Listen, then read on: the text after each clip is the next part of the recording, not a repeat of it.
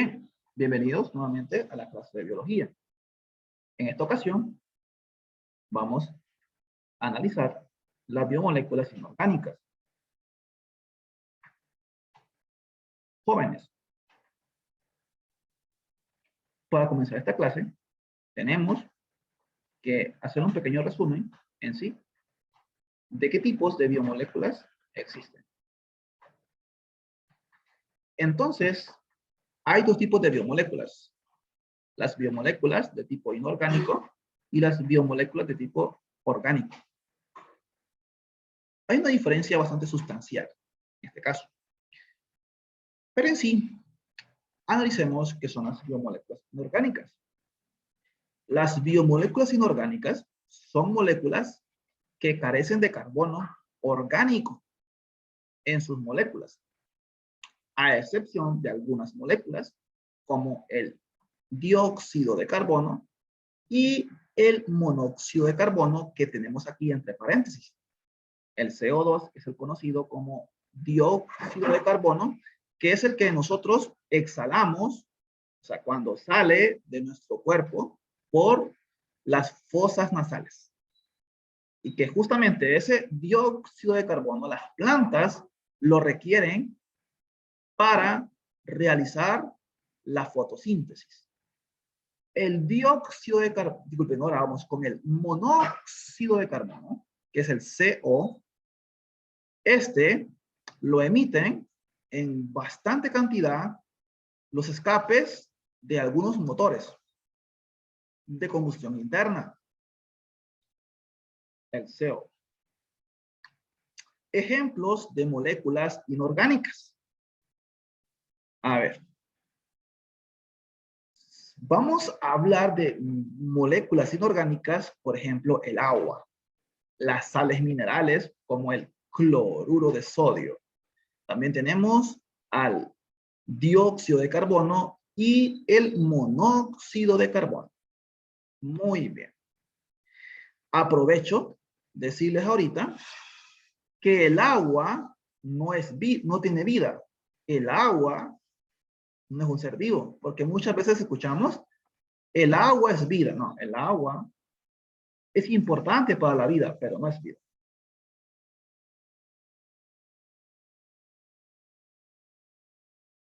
El agua, molécula de la vida. El agua es vital para la vida en la Tierra.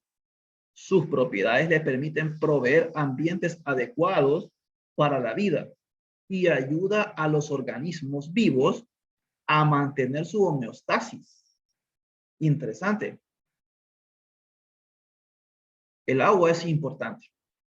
Cuando no hay agua en nuestras casas, pues es bastante complejo, ya que el aseo personal se ve menguado. También en este caso, los servicios que nos presta, como poderla beber, porque necesitamos agua en nuestro cuerpo, y también para lavar las verduras, las frutas, y también lavar la vajilla, la ropa, y un sinnúmero de utilidades que nos da, porque es necesaria y no se puede sustituir por otra sustancia. También es importante destacar que el agua dentro de un organismo vivo mantiene la homeostasis. La homeostasis es el grado de equilibrio que tienen los organismos vivos. Uno puede ser las presiones osmóticas en las células, justamente en los citoplasmas, los grados de pH, o sea, eso se vio al inicio de la clase, de biología. En sí, la molécula del agua está formada por dos átomos de hidrógeno que están representados por estas pequeñas esferas de color blanco, que también tienen sus H's de símbolo, ¿verdad? Y la esfera de color rojo, pues está representando en este caso, al átomo de oxígeno.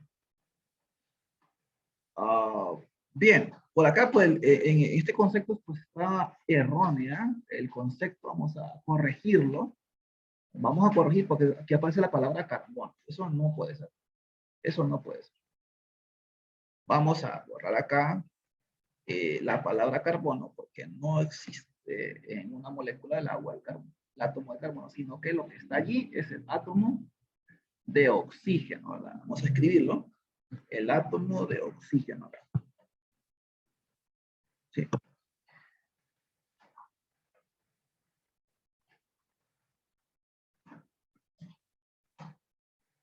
Muy bien. Oxígeno. Bueno, lo pudimos escribir, pero recuerden que aquí es oxígeno. Una de esas propiedades que tiene la molécula del agua es la siguiente. Lo que se conoce como polaridad.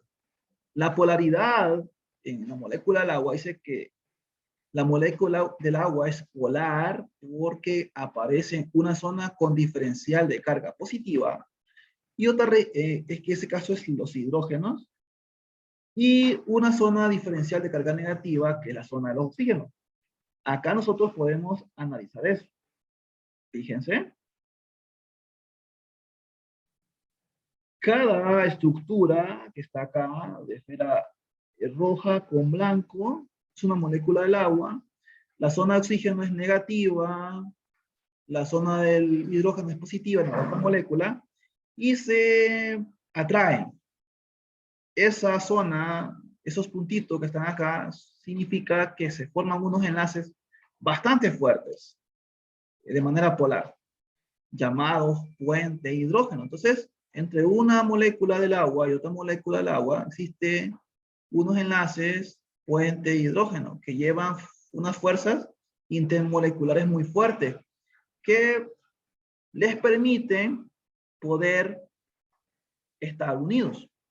Y la única forma que se puede romper es aplicarle una cantidad de energía, en este caso, que puedes romper el enlace. Y eso se hace mediante la hidrólisis, que es un proceso donde se le aplica energía eléctrica a una disolución, al agua, y eso separa. Bueno, ya conocimos lo que es la polaridad. Vamos ahora con otro tipo, o dicho, otra propiedad. Otra propiedad del agua que es bastante fundamental y es que es considerada disolvente universal por su capacidad de disolver muchas sustancias.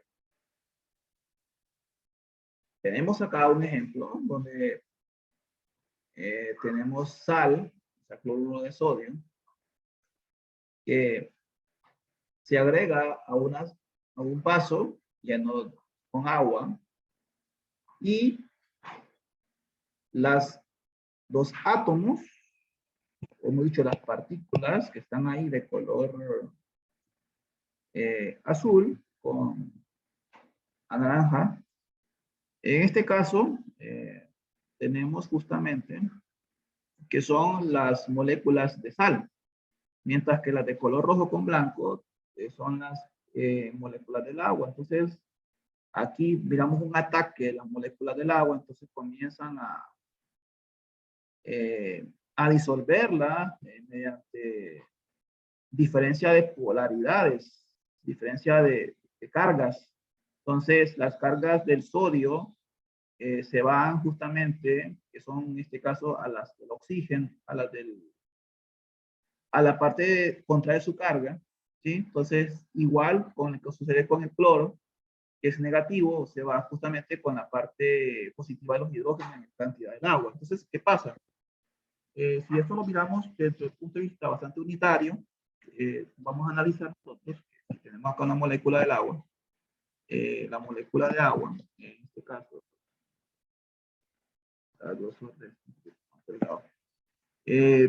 sí, esta sería hidrógeno, este acá hidrógeno, y ese que es acá el oxígeno. Entonces, tenemos acá una molécula de cloruro de sodio que es NaCl. Entonces, decimos nosotros que acá tenemos el Na y acá el Cl, ¿sí? Entonces, este CaCl, aquí hay una atracción, ya que la carga del cloro es negativa y la carga del hidrógeno positiva, entonces aquí hay una atracción. Mientras que por acá tenemos otra molécula de sal, donde tenemos el sodio, que tenemos bueno, sería inverso.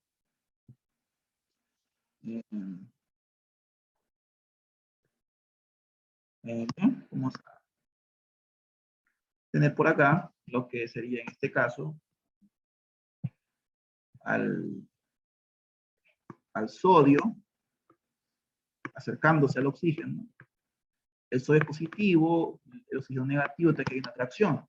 Entonces, eso es lo que hace y después se disuelve y esto hace de que el agua torne un sabor salado y bueno, después de un tiempo de poder, en este caso, mover el agua, entonces habrá una consistencia donde ya no podemos ver el agua líquida solamente y aparte la sal, los granitos de sal, sino que justamente después de cierto tiempo habrá una sola disolución. Entonces esto lo llamamos un disolvente porque pudo disolver el agua. Disculpe, pudo disolver la sal. Y esta es una mezcla del tipo homogéneo, ¿sí? Porque al final una consistencia uniforme de la sal con el agua. Otra característica bastante interesante del agua es la densidad.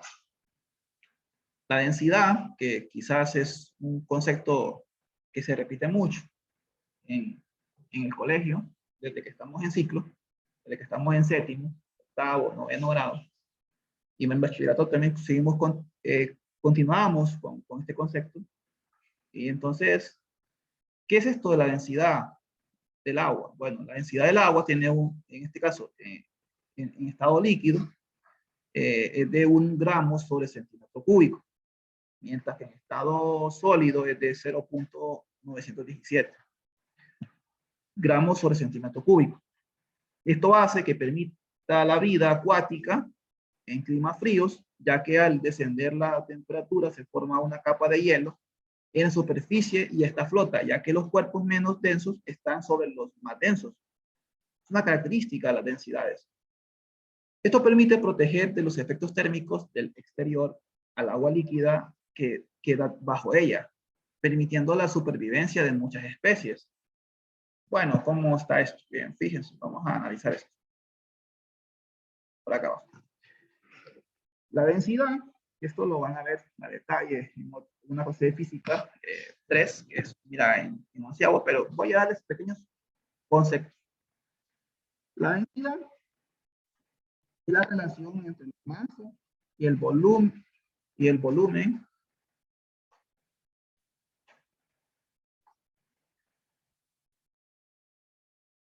Bien, la densidad es la relación entre la masa y el volumen de una sustancia. La masa sobre el volumen. Esta es la relación matemática. No vamos a entrar en los números. Vamos a irnos al concepto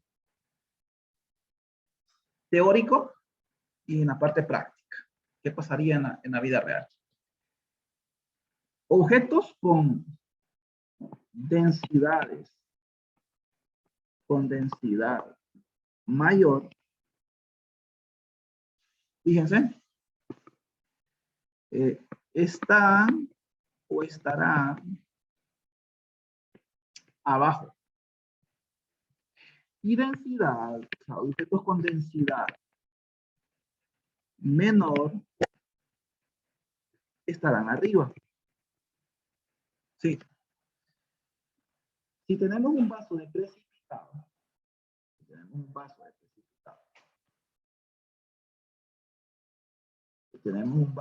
precipitado.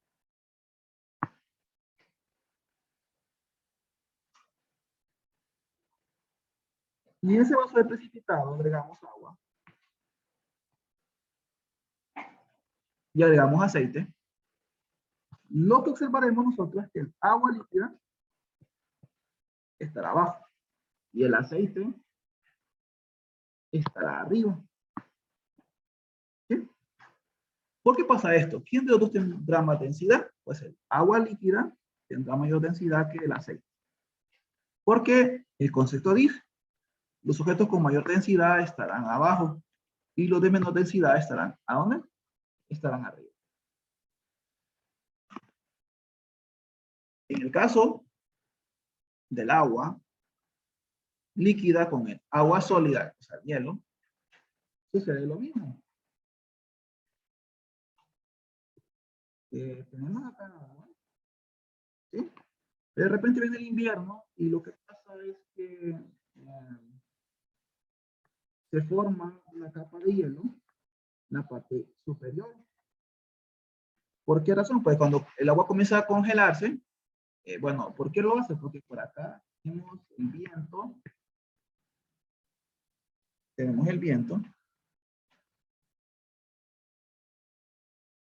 un viento frío, y esto, ¿qué hace? Bueno, que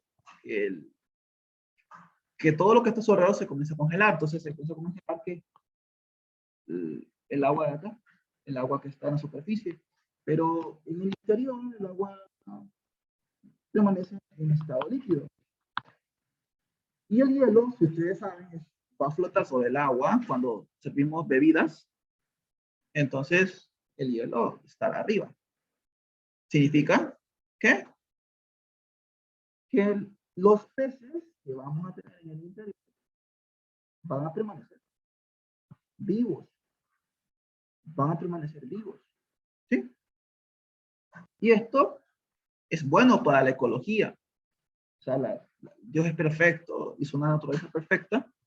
Entonces, los seres vivos que están acá, que están en el agua, pues, o sea, estos seres acuáticos no van a recibir esas cantidades de frío, sí, temperaturas frías, que les puedan, en este caso, perjudicar y dejar de existir, sino que van a permanecer vivos, ya que esta propiedad de la densidad del agua es bastante importante.